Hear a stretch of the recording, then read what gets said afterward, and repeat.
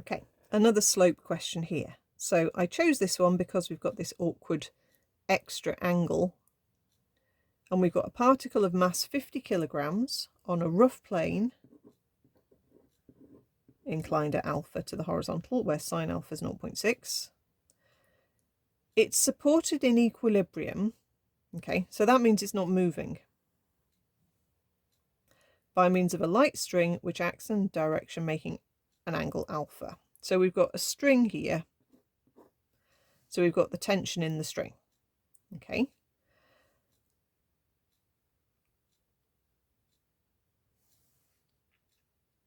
We've got the normal reaction. I paused just then because I was looking to see which direction I was going to put friction in. Okay, because it doesn't tell us enough up here, but there's a little bit down in here in the question that gives us a bit more information. So we know it's in equilibrium. So therefore your forces are going to balance.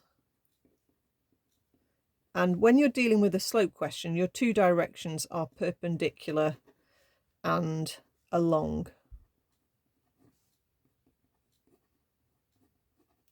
Okay, so your two directions you're going to use when doing a slope question, the forces balance in both of those directions.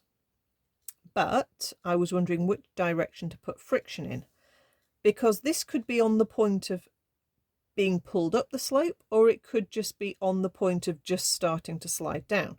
And I needed to look at that bit, and obviously that then tells me it's on the point of moving down the plane. Okay, so it's just about to move down the plane, which means your friction force needs to oppose the motion that's about to happen. So you actually have friction pointing in up the slope, just like the T is. Okay, so you'd have to be careful which direction you put your forces.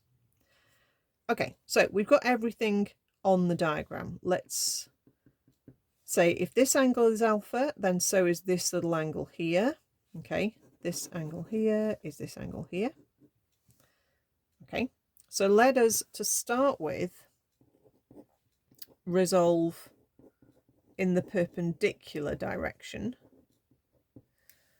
because that's basically saying you've got the forces are balancing perpendicular.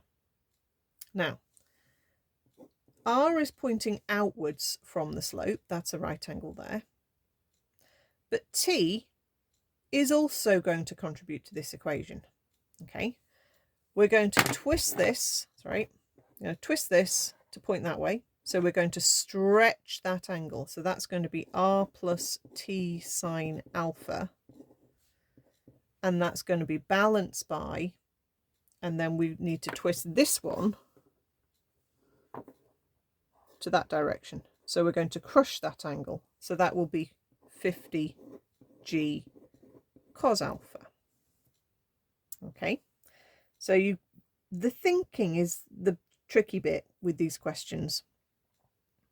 Okay, you've got sine alpha is 0.6. So just like I showed you, you can work out alpha and then you can work out cos alpha immediately, and that gives you 0.8.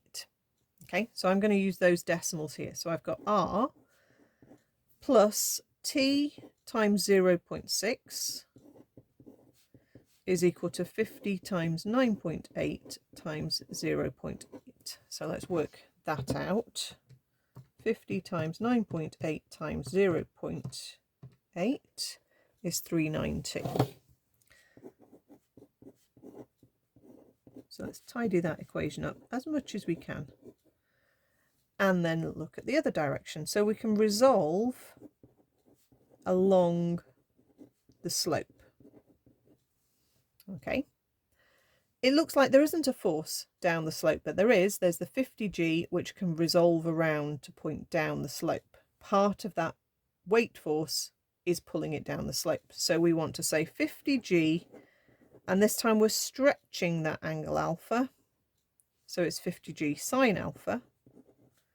And that will be being balanced by the friction and the force in the rope. So that t now needs to resolve. So it's pointing along the slope like that. So we're crushing that angle. So you've got a friction plus you've got a t cos alpha. Okay, so let's put in 50 times 9.8 times 0.6 is equal to friction plus 0.8 t.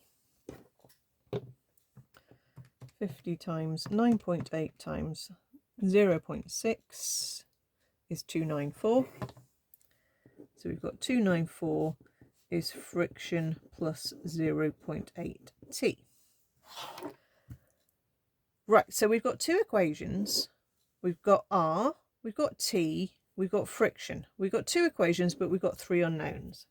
But actually we do have one more equation because we've got friction is mu times R. So that gives us friction is 0.5 R. And there's our third equation. So we have to play about these with the equations now. Okay, so in equation 2, if I replace friction with 0.5 R, that gives me 294 is equal to 0.5 R plus 0.8 T. Okay, and then if I take equation 1 and rearrange it to get R on its own, I can then replace R in this equation. That's probably the easiest way to do it. So R is 392, take away 0.6 T. Let's put that in there. So 294 is 0.5 of 392 minus 0.6 T. Let's close that bracket, plus 0.8 T. Okay, let's times out my bracket. Half of 392 is 196. So I've got 294 is equal to 196. Half of that is going to be minus 0.3 T, and then I've got plus 0.8 T. Let's hop that across. We get 98. Minus 0.3, add 0.8 is 0.5, and that gives me T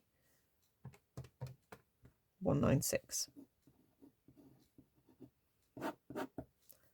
That is a lot to do, but it is a 7-mark question. But you're still doing the same idea.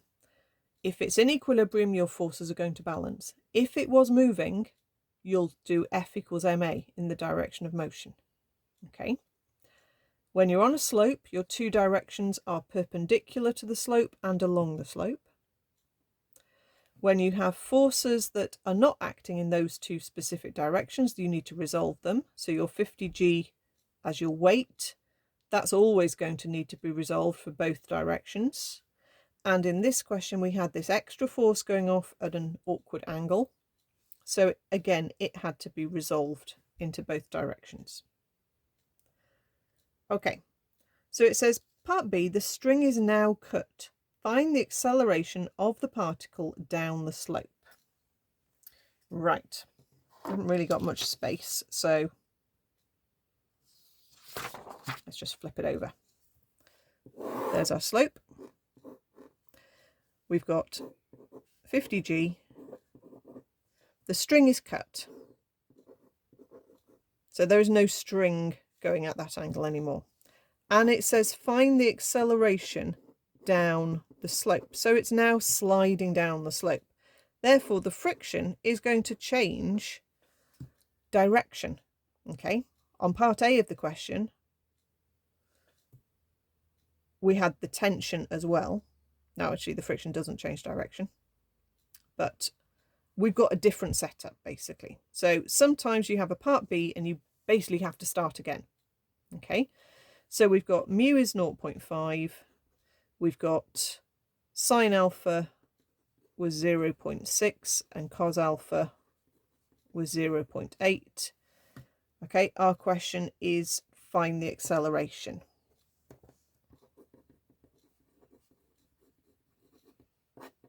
Okay, so there's alpha, there's alpha. Okay, it's moving down the slope. So perpendicular to the slope,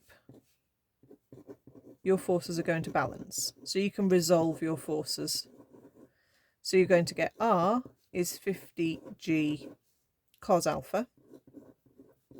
Okay, now that's not actually going to change, but we'll just do it again. 50 times 9.8 times cos alpha was 0.8. Okay, that was the 392. So it's me flipping back onto the other side. We've got friction is mu times R. So that's 0.5 of 392. Okay, that was the 198. Now they haven't actually changed, but you may not realise that and you may work it out again. The thing that's changed is the perpendicular, is the along the slope equation. So along the slope, we can't resolve the forces anymore because it's moving. So we're going to do F equals ma. Okay. So the F in the direction it's moving, well, there doesn't appear to be anything, but there is because there's the 50G pulling it down the slope. So we need to resolve that around, turn that arrow so it's pointing down the slope, and we get 50G, stretch that angle, 50G sine alpha. Minus friction equals 50 times A.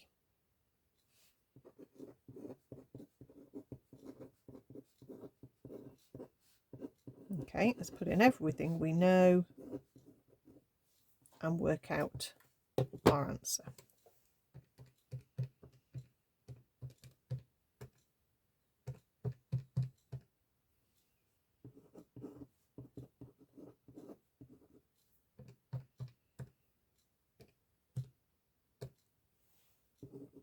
.92. Okay, so you get a part B, you may need to almost restart the question. You maybe just need to alter the alter the along the slope direction. But have a think about it, redraw your force diagram. Don't try and alter your previous force diagram, it probably won't be very clear, and it's always a good idea to redraw when something changes.